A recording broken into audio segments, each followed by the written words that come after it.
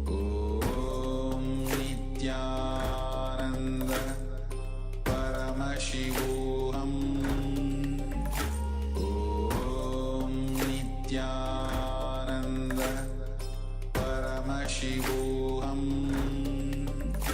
Om Nityananda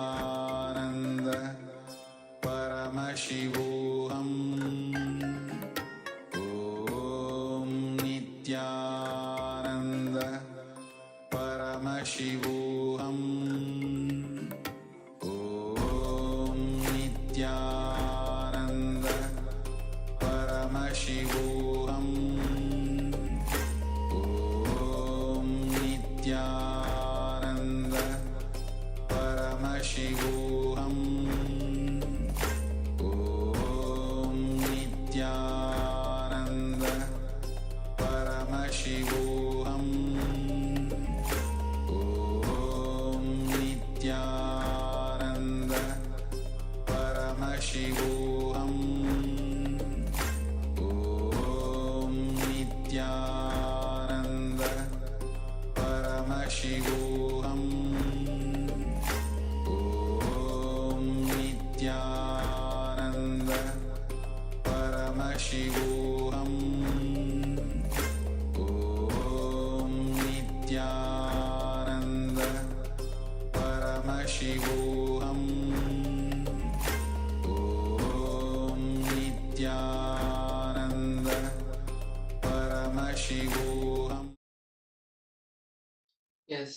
So in the last session, we have beautifully heard from Swamiji itself about the truth that you cannot be violated. In any situation of life, you feel, no, I can't take this more, I'm going to break.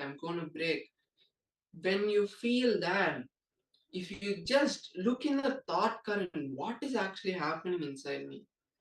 What am I feeling right now? And you get thought current, you will see that it is just a powerless cognition trying to instigate you and trying to break you, but you are stronger than that. You will see that you can push yourself to extreme limits where nothing will be able to break you. Understanding that, now we will go into a small session where we'll be understanding about the same understanding that you cannot be violated and how not to terrorize yourself in any situation. When you understand this powerful cognition and start implementing it in your life, you will see that it is such a powerful cognition, and you will see so much of change in your life. Because when you stop getting broken by the powerless cognitions,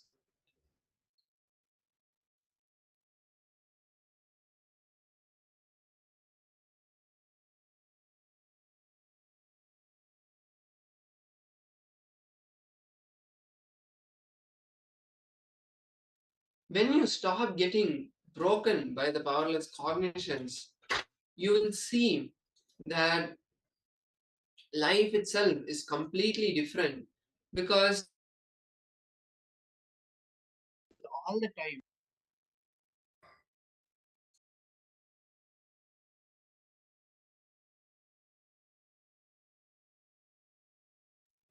when you see all the time that you are powerful and you are not getting violated by any of the patterns, you are staying strong, you will be saving so much of your time and energy because of that.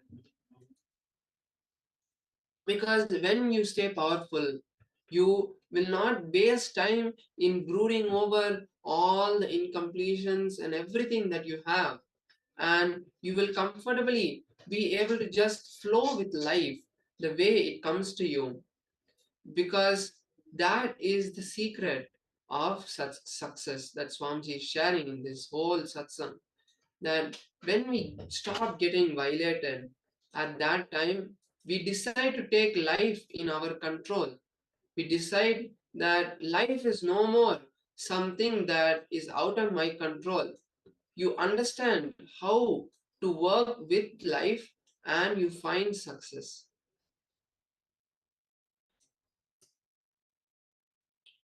So with that, let us now move into the internalization exercise where we'll understand in deeper detail how we can practically put this powerful cognition in our life and see the different situations where we could have implemented this in our life, but we did not have the knowledge. And now that we have been blessed by Swamiji to understand this, we will be able to implement this and make it work in our life.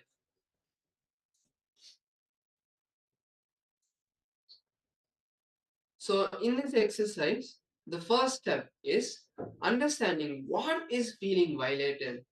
Violation means something external can put me in a suffering. Feeling that is violation.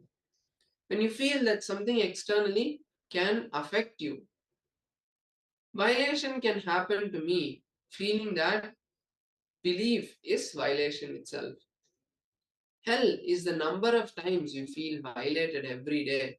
Heaven is not feeling violated. Why you cannot be violated? Contemplate. Your life is not made for the situations outside, but it is made out of the stuff you are made inside. The situation is not going to decide how you are going to become, but the stuff out of which you are made, that is going to decide how you are going to become with every situation.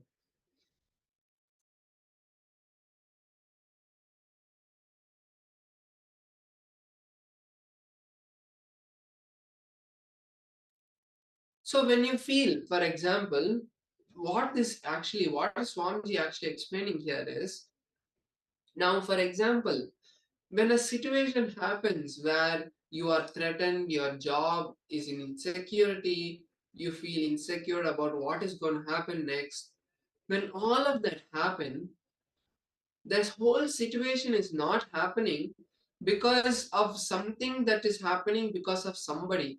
It is happening because of us. We are the one who create the situation unconsciously. So every time when the situation happens in that kind of negative way, that time we start to feel that, okay, life is like this, life is like this, life is like this. And when we feel that life is against us, at that time we create more life negative situation.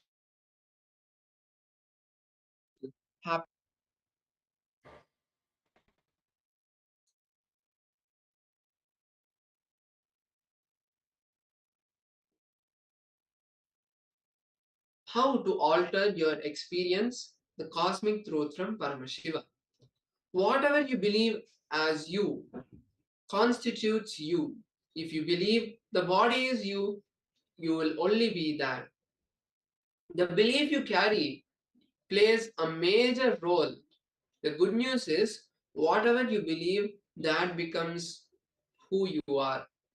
The great news is, you can alter that, and if you are a wrong belief, you can mature it. If you have some immature belief, you can transform it. The possibility is available for you. And that is a very powerful understanding that we need to take. Where Swamiji here is sharing that when we feel that we have a low powerful cognition, we have a powerless cognition, when we feel a powerful cognition, Swamiji says that we will be able to mature our cognition. And when we change the belief, because we always manifest only the belief. So when you hold the right belief, when you start holding the right belief, the right powerful cognitions, like I am Paramashiva and what life I create is the only life that is there for me. When you hold that kind of powerful cognitions, then the whole life will start changing around you.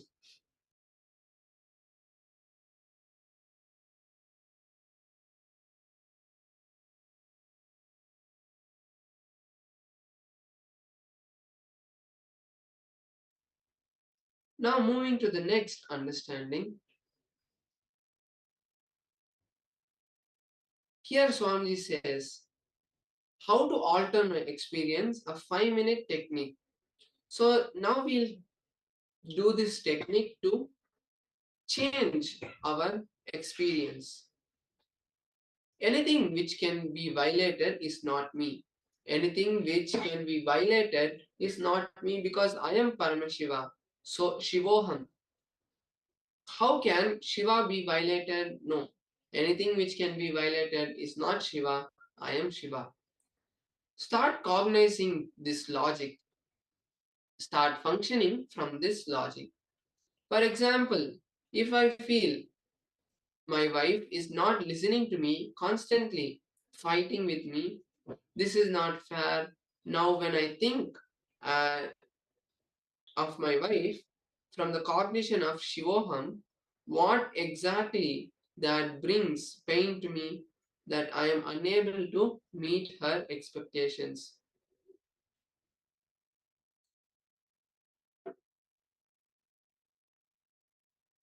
And whatever she argues, I am being reminded of that pain and feeling suffering. So now let's take 5 minutes to first write down all the major pain points you are feeling as of today. Before you started attending the Paramashivoham in your life, what were the major pain points you had? Like your work was violating you, you felt pain, you felt you were not able to in the work you are having, in your job, in your relationship with wealth, with friends, with your children, with take different pain points and start penning them down first, and then cognize and decide in each situation where you feel that you are Paramashiva and you are not going to be affected by these situations happening externally. Let us take 5 minutes now.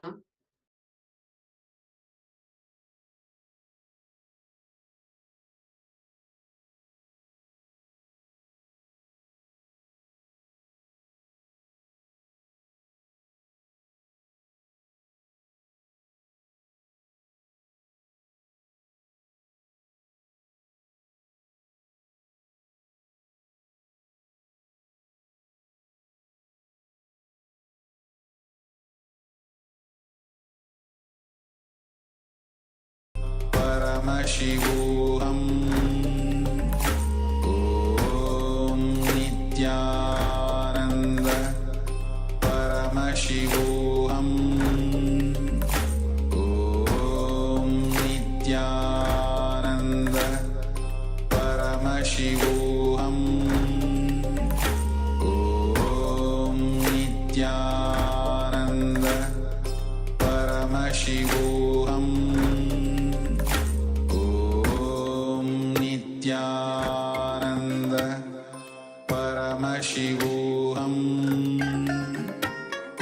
Om Nityananda Paramashivoham Om Nityananda Paramashivoham Om Nityananda Paramashivoham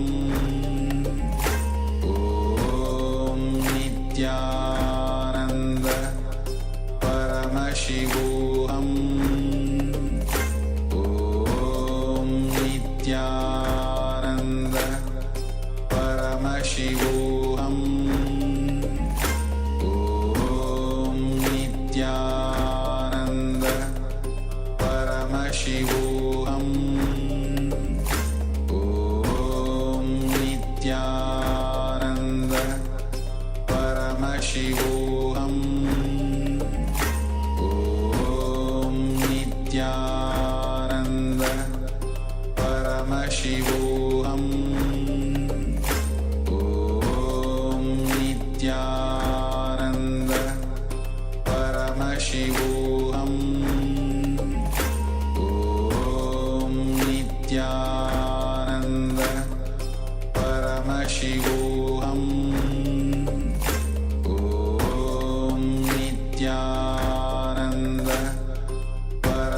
Paramashivoham Om Nityananda Paramashivoham Om Nityananda Paramashivoham Om Nityananda Paramashivoham Om Nityananda Paramashivoham Om Nityananda Paramashivoham Om Nityananda Paramashivoham Om Nityananda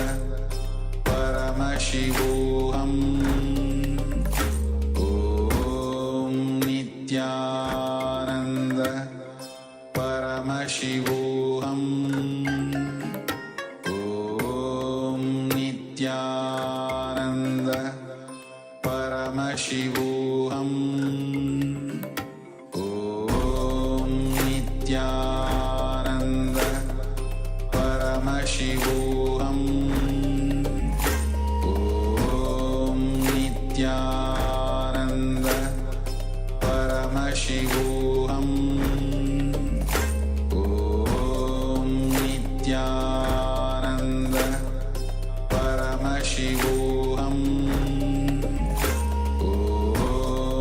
Nityananda Paramashivoham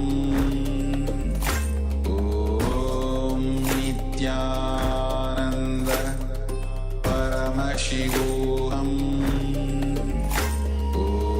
Om Nityananda Paramashivoham Om Nityananda Paramashivoham Om Nityananda Paramashivoham Om Nityananda Paramashivoham Om Nityananda Paramashivoham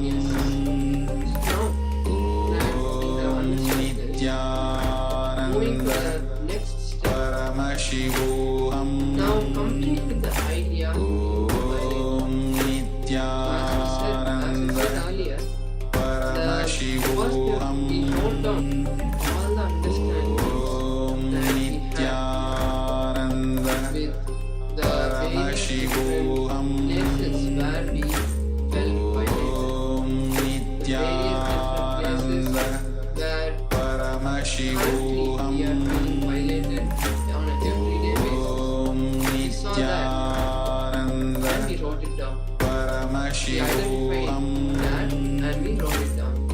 Now take a few minutes and write down and complete with those ideas, believe that, and bringing the powerful cognition that I am Paramashiva and I cannot be violated. There is nothing that can violate me. In this particular situation, me feeling violated is not real. I am Paramashiva and Paramashiva cannot get violated. Paramashiva will create the reality that he wants, and from that space start looking at these situations and you will itself find either the answer or the complete reality itself will change for you. Paramashivoham Let us start doing Om Nityananda Paramashivoham Om Nityananda Paramashivoham Om Nityananda Paramashivoham Om Nityananda Paramashivoham Om Nityananda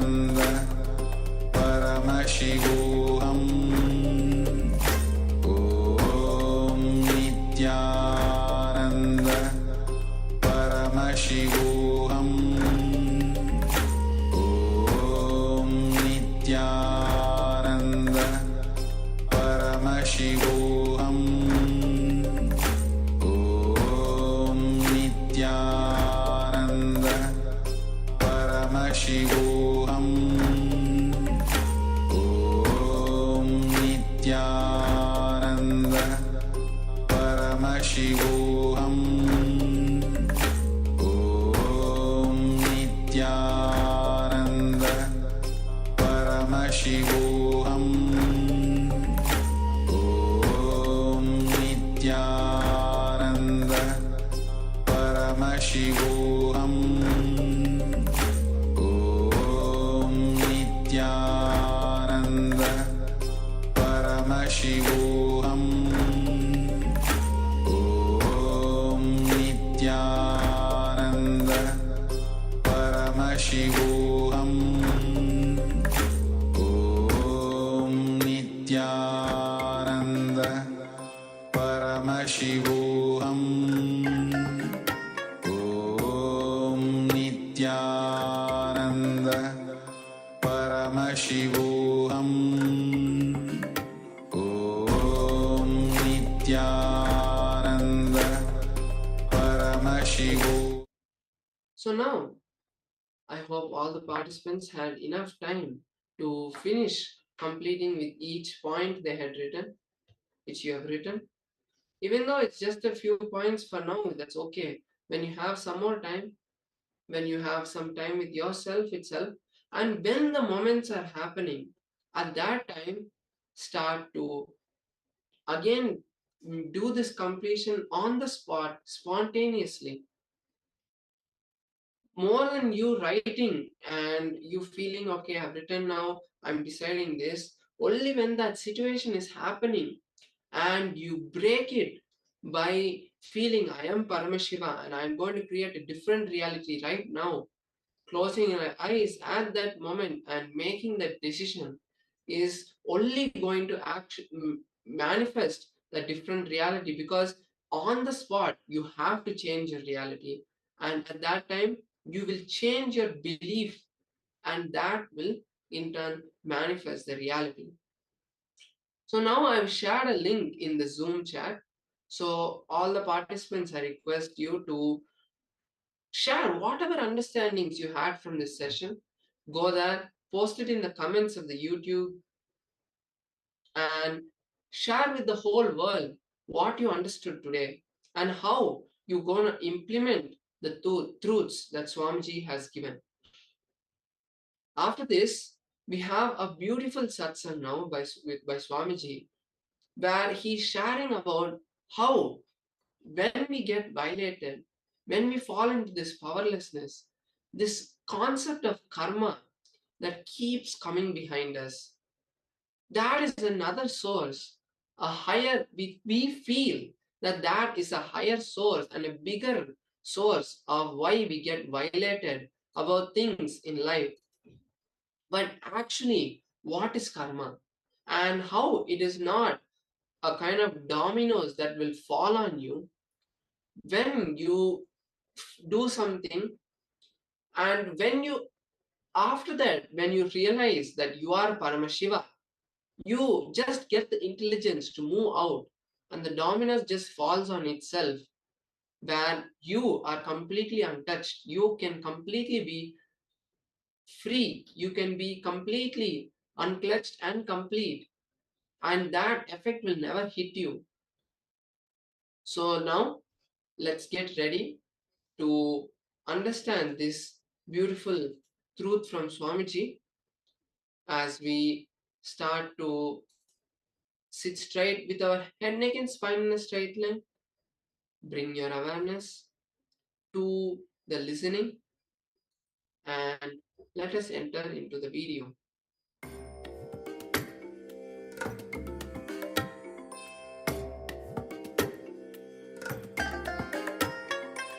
I bless you all. Let you all open all your three eyes and manifest the powers of Mahasadashiva. Om Nityananda Paramashivoham. Om Nityananda Paramashivoham. Asmadacharya Paryantam Vande Guru Paramparam.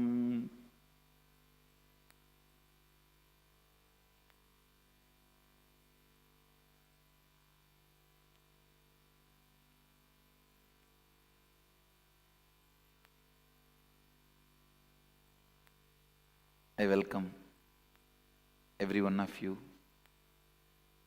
all the visitors, viewers, devotees, disciples, owners of Sarvanyapita, Samajis, Satsangis, members of Sangha,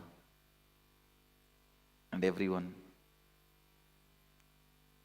sitting with us all over the world.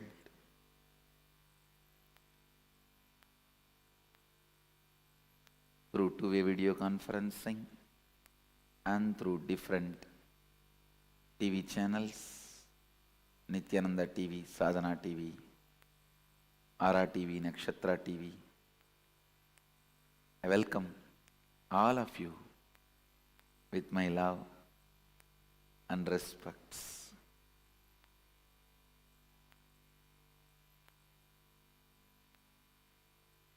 Today's subject, karma.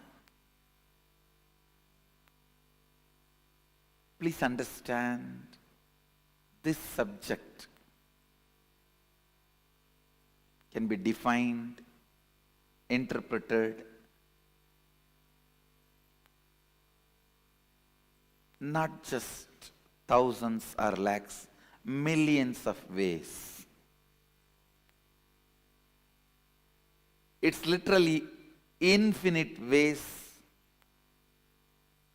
the subject can be defined. Of course, any sacred truth, any sacred secret can be defined in multiple ways. But usually, the way I define, the definition itself most provocative, provoking you towards activism, invoking completion in you. Most provoking activism, invoking completion.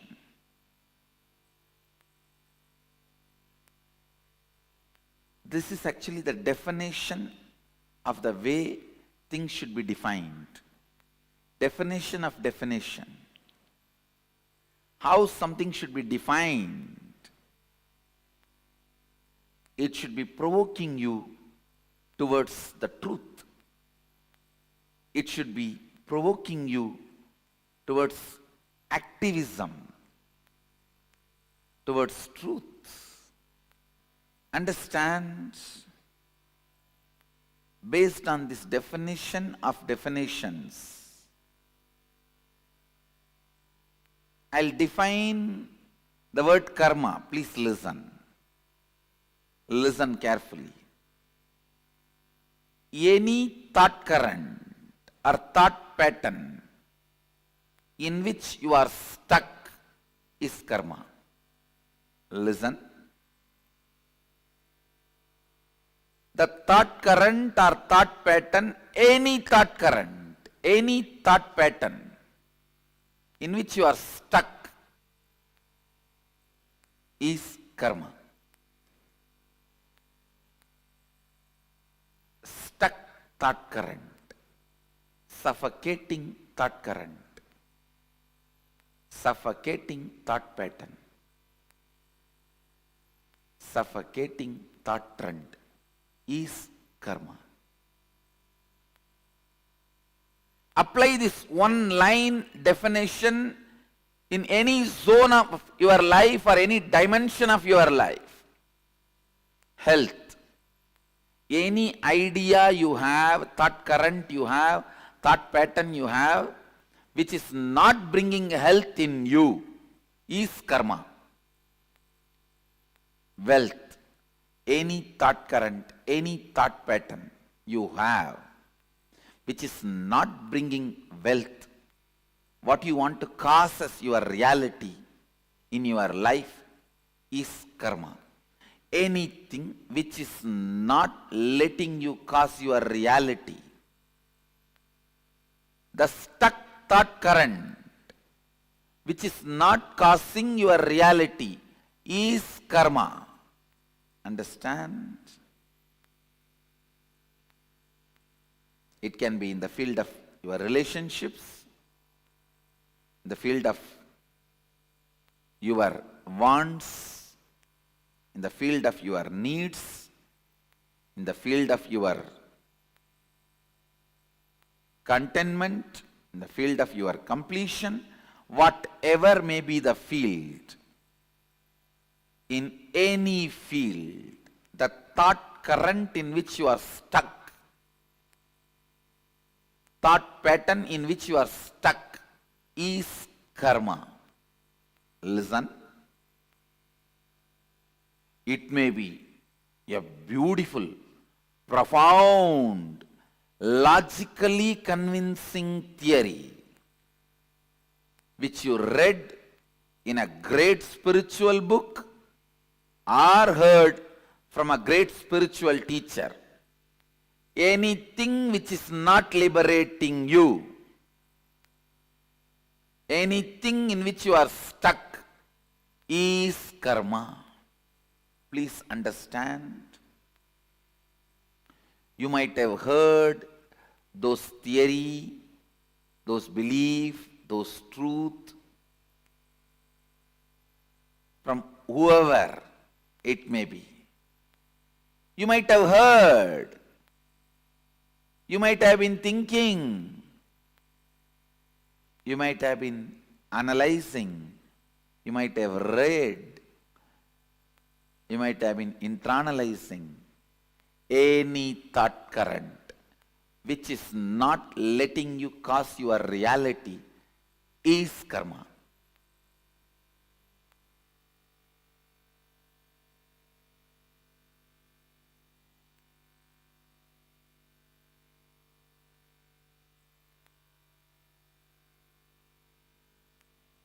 There may be tons of books you would have read on medicine, but if you are not out of disease, the thought pattern, thought current you built with all your knowledge is only karma.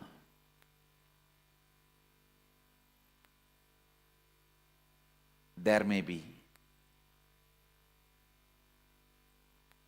tons of life solutions for every situations you may know,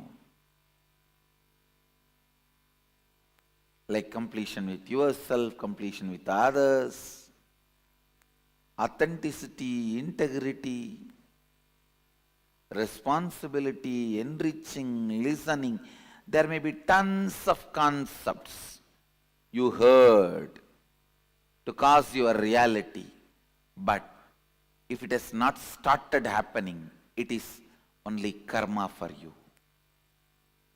Listen.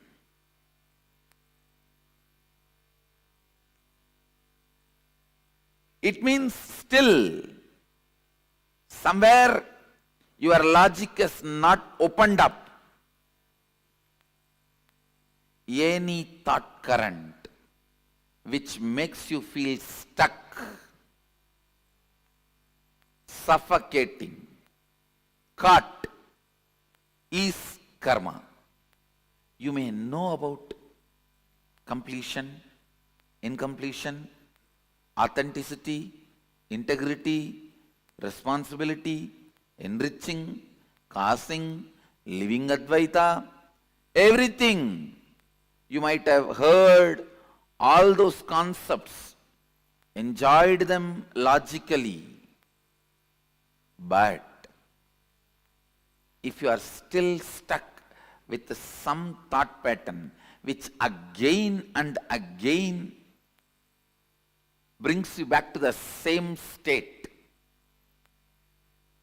if you have not caused your reality, be very clear, all these thought trends and thought currents and definitions, everything is just karma for you.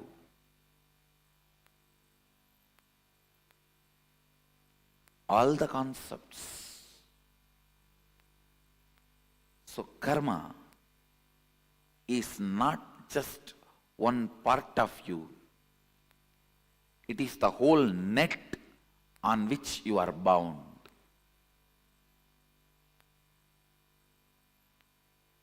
Anything which raises you to the next level, which gives you the push, breakthrough, is freedom, is completion. Understand? If you have come expecting definitions about karma, whether it is Pitridosha, Nagadosha, Sarpadosha, Snake dosha,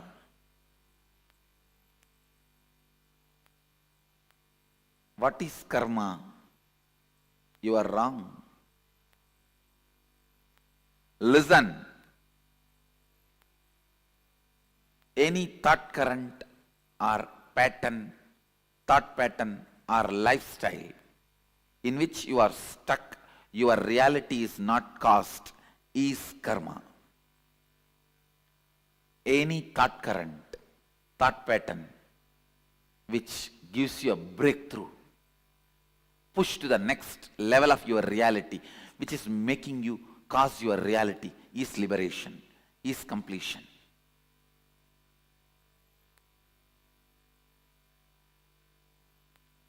Look in. If something logically suits you so much, you understand it so much, you just know the solution is around the corner. But again and again, you are back to square one, stuck. Means it may be a very good brain candy, but not completion. You are having only kakka biryani.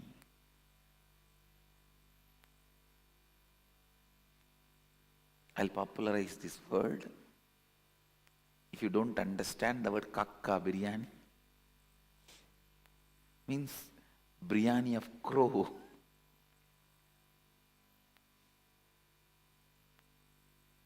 Crow biryani. Understand? Don't be fooled. Don't be cheated.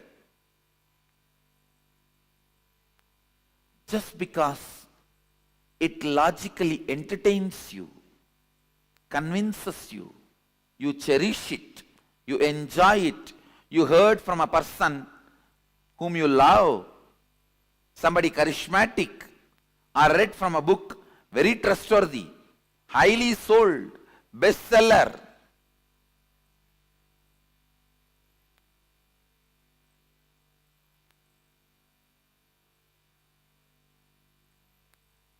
Is bestseller. That doesn't mean best. Understand? Best selling is different from being best.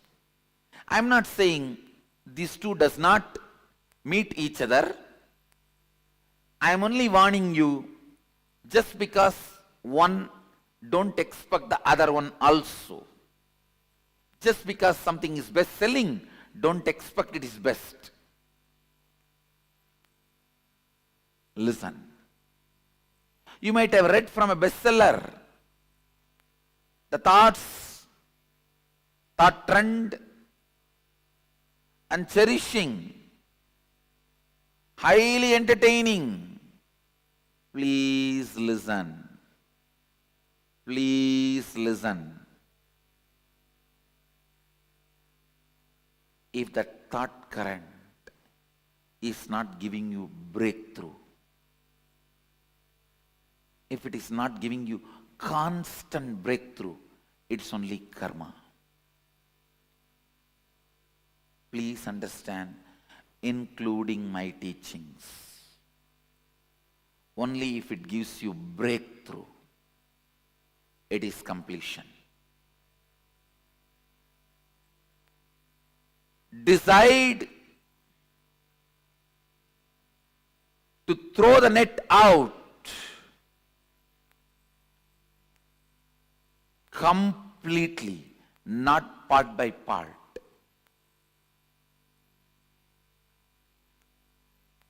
Today morning, when you wake up, if you are feeling tired, bored, and having slight stomach pain, not only question your ideas about health, question the very idea about the world, life, God.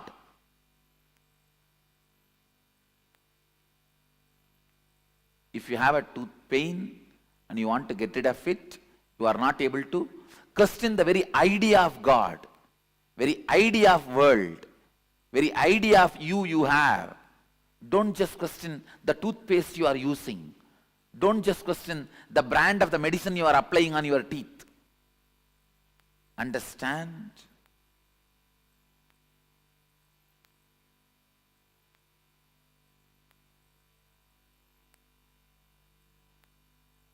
A thought current which can solve your problems partly,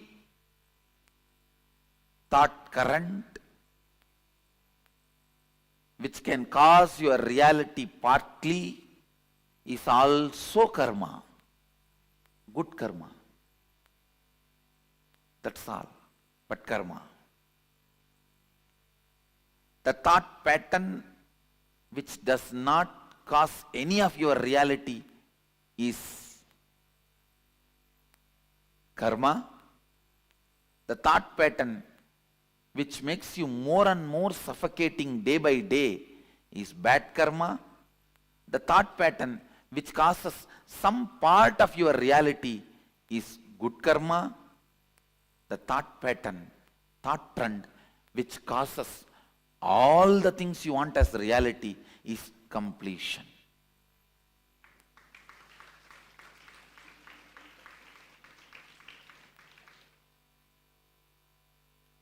Karma is the thought current in which you are stuck.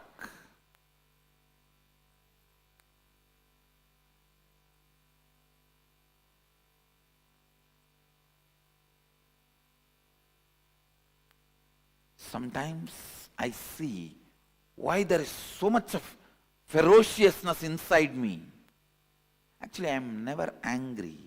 Anger has disappeared from inside me 4 janmas before. For last 4 janmas, I have never been angry. I don't know what is anger, but there is intense ferociousness. I used to wonder why. It is just because people are trying to cut the small parts of the net which is tied around them and try to have liberation. It is like a net is tightly tied around you, multiple layers. You want to scratch your nose, you just only cut the area where your hand is and put your hand out and try to scratch your nose.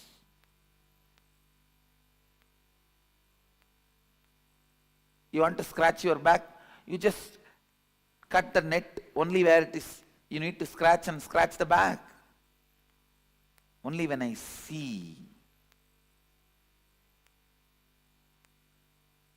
the small patches of freedom, you call it as freedom, and when you are stuck with it, especially when you are satisfied with it, that's the time I see the intense ferociousness inside me. Kala Bhairava can never be satisfied with part-time freedom, part-time reality. Listen.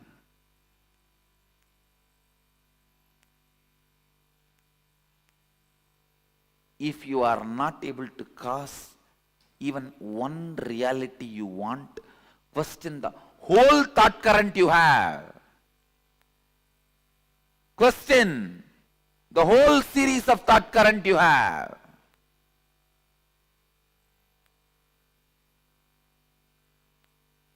Not one or two.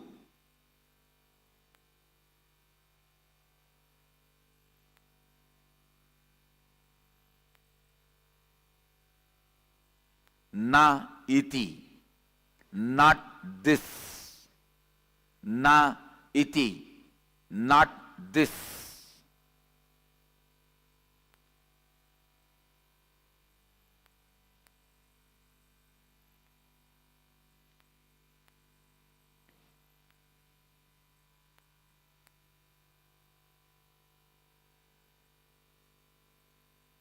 Even if one thought current is discarded completely, you master the method of discarding thought currents. Discarding thought currents is completion. Not just discarding one thought or one thought pattern, discarding thought currents is completion. Understand? When you complete with your root pattern, the collective, your family's root pattern will stand in front of you. Complete that. Then collective, your society's root pattern will stand in front of you. Complete that. Then collective, your country's root pattern will stand in front of you.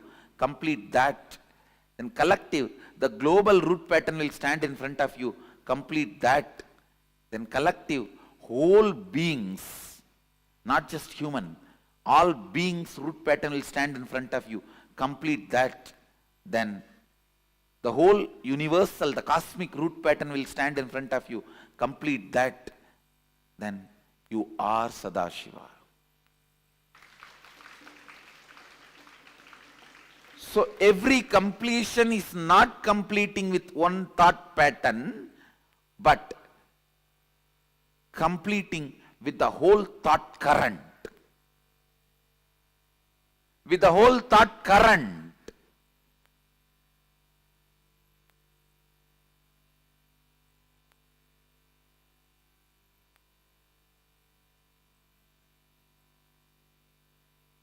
If you have a slight tiredness, boredom, headache after you wake up, change everything. Not just your pillow or bed. Everything. I'm not talking only about the external, internal. Change everything.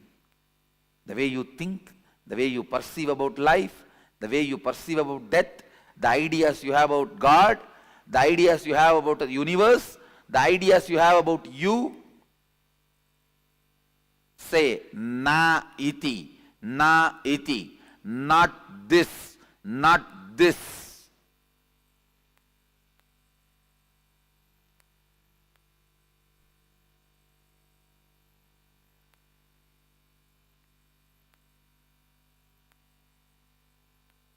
The time period you are stuck with one thought pattern is a year, season in your life. The time you are stuck in what thought current is life in your life. A thought current, the time you spend with one thought current in your long life is one life. Means the time between one life and death. Understand? Your life or death, your lifespan is not defined based on the number of years you are in a body. It is based on the time you spend with one thought current. That is why whenever you complete certain thought current and enter into a new thought current, whenever you are initiated into a new thought current, Vedic tradition calls you newborn.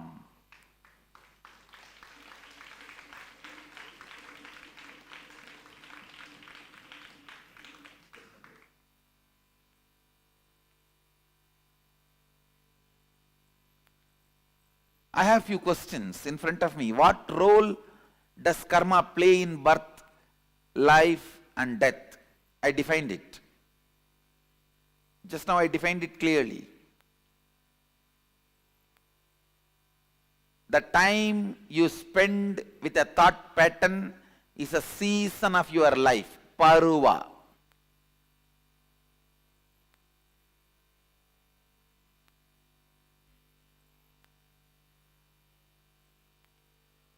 Like how you use the word teenage period, adolescent, youth, man, all those words.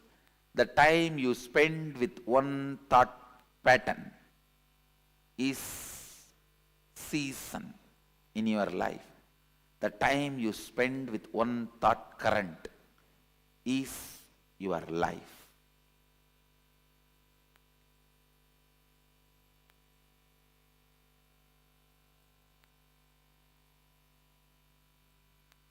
Next question, what are different types of karma?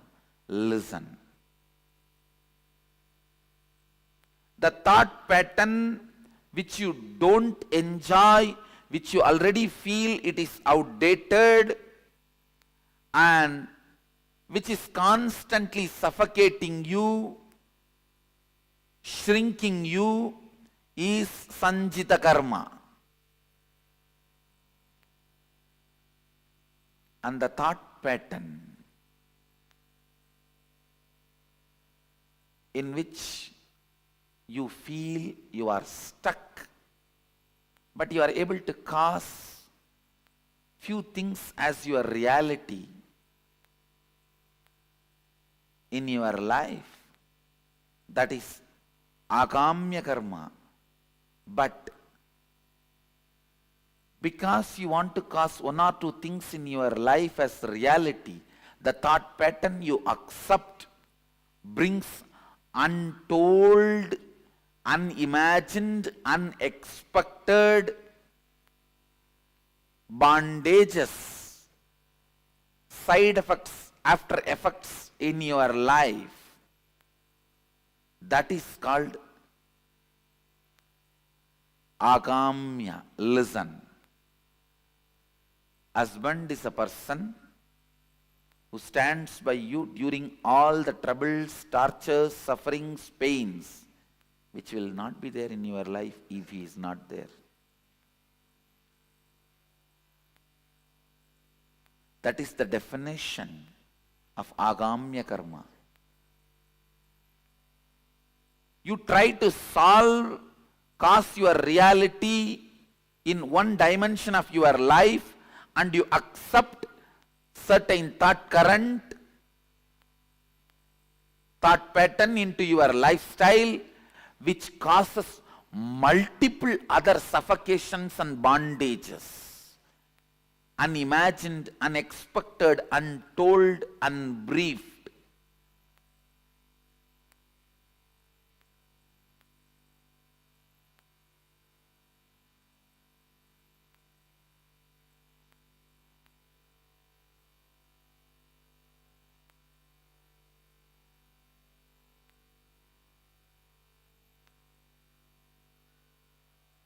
Understand?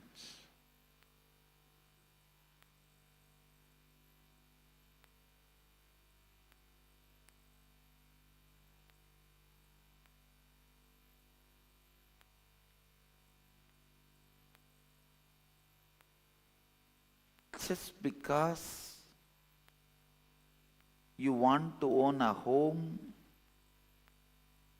sometimes you get stuck in the home for next 40 years paying your bank home loan.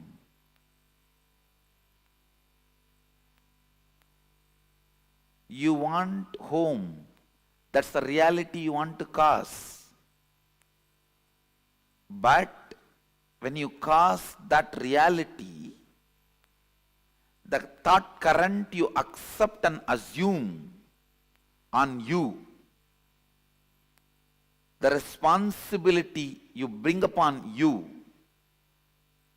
can suffocate and bind you in unimagined, unexpected, untold, unseen multiple ways. This is the example for agamya. Prarabdha means not ready to allow either the outdated, suffocating thought pattern or the thought pattern which causes your reality partially, deciding boldly to go on renouncing any thought current, thought pattern, even if you suspect them that they are not going to cause your reality completely. If you go on discarding, the discarding will become a lifestyle. That discarding thought pattern, thought trend, thought current is prarabdha.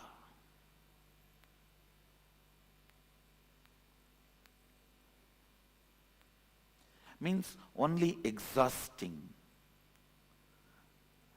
No more accumulation.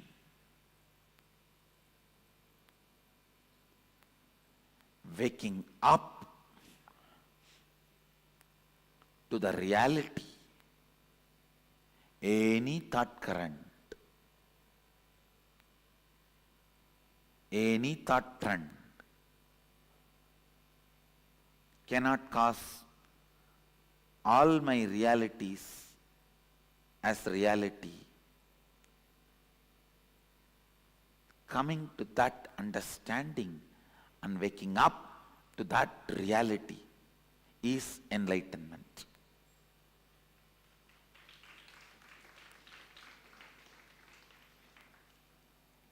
Not ready to be stuck in any thought current is the liberated thinking current. Not ready to revere, honor any thought current is liberated thinking current. Not ready to honor, revere any thought current is completion. Not ready to honor, accept, revere any thought current is perpetual completion.